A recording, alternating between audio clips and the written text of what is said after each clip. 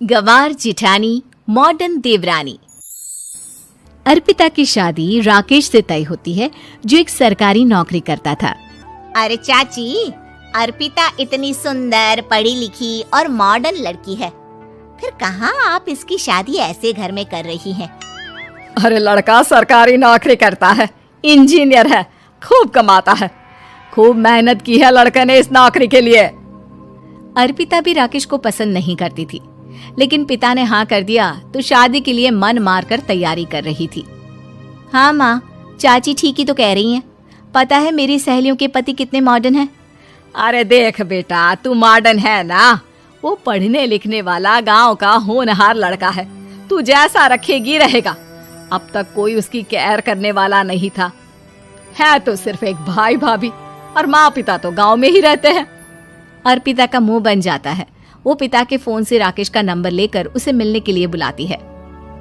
आज तो मैं उसे साफ साफ मना कर दूंगी, मुझे नहीं करनी शादी। शक्ल देखी है ना, कपड़े पहनने का तरीका है ना बोलने का। अर्पिता राकेश से मिलने जाती है। अब क्या हो गया, आपने मुझे अर्जेंट मिलने को बुलाया, सब ठीक तो है ना? हाँ सब ठीक है, पर मैं आपसे कुछ कहना चाहती हूँ। आप ना इस शादी से मना कर दे। राकेश की आंखें अर्पिता की इस बात से लाल हो जाती है। वो रोंधे गले से कहता है, लेकिन शादी की सारी तैयारियां हो गई हैं। मैंने आपके साथ एक अच्छे भविष्य का सपना भी देख लिया है। ऐसा मत करिए प्लीज। माँ पिता के अलावा मैंने किसी को दिल से अपना माना है तो वो आप ही है। देखिए, मुझे आपसे कोई समस्या नहीं है, लेकिन आप मेरे जैसे नहीं हैं।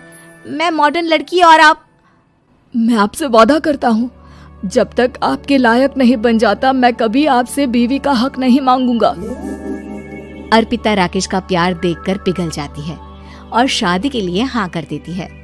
दोनों की शादी हो जाती है, लेकिन शादी के बाद राकेश की भाभी, जो कि पूरी देहाती थी। ए राकेश, उठ, जब पानी भर कर ला और तेरी बीवी को बोल के चूल्हा लगा दिया है, रोटी बना ले। क्या है ये सब? और तुम्हारी भाभी इस तरह चिल्ला क्यों रही है? क्या करूं, भाभी ही खाना बनाती है और मुझे पढ़ने के लिए इस घर में रखा, तो मैं घर का सारा काम कर देता हूँ।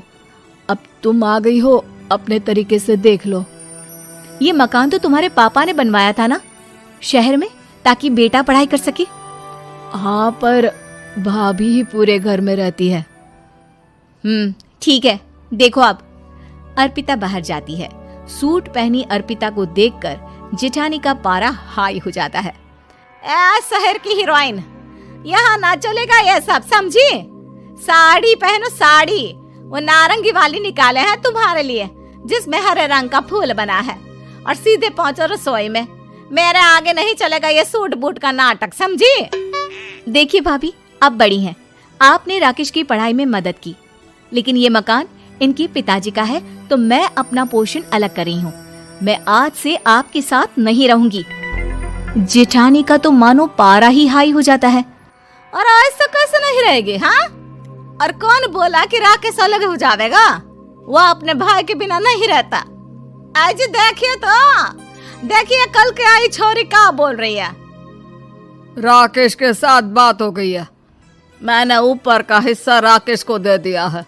उसकी अपनी जिंदगी शुरू हो रही है, तो अच्छा है ना कि अब रसोई भी अलग हो जाए।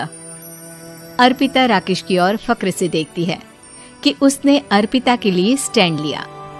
अर्पिता बाजार में जाकर सारा रसोई का सामान ले आती है। पिता के दिए सामान से घर सजाती है और अपने तरीके से पूरे घर की सजावट करती है। शाम को राकेश ऑफिस से आता है। कुर्ता पैजामे में राकेश को देखकर, अरे ये क्या पहना है? भाभी सिलती है ना कुर्ता, मैं सारी कमाई भाभी को ही दे देता हूँ। लेकिन अब ना बीवी को देना होगा, क्योंकि भैया भी अच्छी नौकरी करते हैं। भाभी अपने पति का पैसा संभाले और मैं अपने पति का पैसा संभालूंगी। तभी भाभी आ जाती है। अरे देखो, बहुत हो गया। हाँ, अलग रहने तक तो ठीक था, लेकिन पैसा हम एक फूटी कौड़ी नहीं देंगे। बचपन से तुम्हारे पति को हमने पाला है, उसका हिसाब दो। अच्छा, हिसाब चाहिए? कितना पढ़ी हैं आप जो आपको हिसाब चाहिए? बड़े भाई हैं उनकी, जिन्होंने उन्हें पढ़ाया लिखाया, वो हिसाब मांगेंगे तो जरूर दे दूंगी भाभी। अरे देख, हाँ, अगर तूने पढ़ाई की है तो मैं भी अंगूठा छापना हूँ। अरे 5 की क्लास तक पूरी पढ़ाई की है, समझे। वैसे भी कल इन लोगों के माँ बाबूजी आ रहे हैं गांव से, वही लोग ठिकाने लगाएंगे तुझे। अगले दिन सास ससुर आते हैं, दोनों बहुत ही सीधे लोग। अच्छा किया जो ऊपर के हिस्से में राकेश की गृहस्थी लगा दी। अब दोनों बेटे अपना अपना देख ले। छोटी बहू कहाँ है? अरे बहुत ही चालाक है माँ जी, ऐसी जबान चलाती है जैसे दर्जी कैंची चलाता है। वैसे बहू तुम भी कम नहीं थी। और सुनाओ।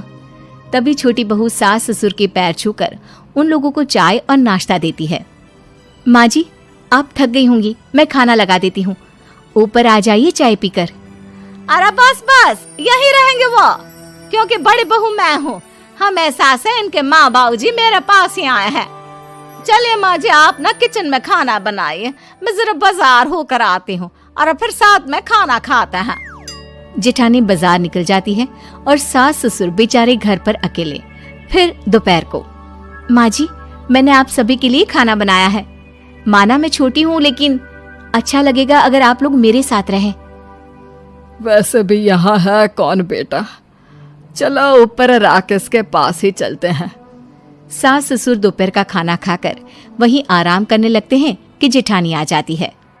अरे वाह, ये तो वही बात हुई ना, कल की आई को पूरा परिवार और हम अकेले के अकेले। भाभी देखिए, परिवार में प्यार से रहा जाता है, ना कि चालाकी से। अम्मा खाना कैसे बनाती, पहले ही गांव से थक कर आई हैं। हाय रे दया, तो मैं का बाजार से ऐस करके आ रही हूँ।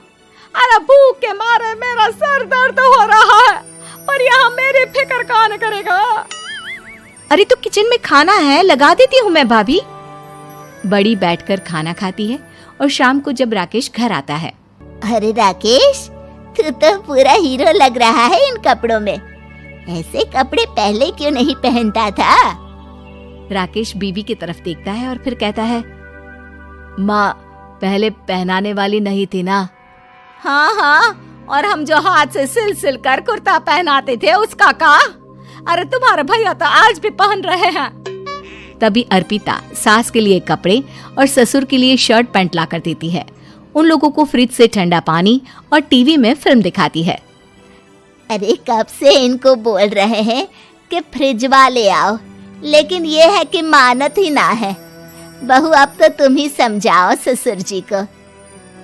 नहीं पापा, आप फ्रिज मत लीजिए। अरे वाह रे छोटे, खुद फ्रिज का ऐसे का मजा ले, और इनकी माँ के पास फ्रिज भी ना हो। अरे देखा पिताजी, देखा माँ जी कब बोल रही है।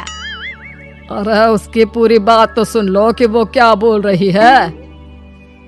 वो इसलिए क्योंकि अब माँ जी और पापा यही रहेंगे मेरे पास। घर को घर सिर्फ मॉडर्न या गांव की सोच नहीं, बल्कि संस्कार बनाते हैं भाभी, और संस्कार अच्छे हो तो सब सही हो जाता है।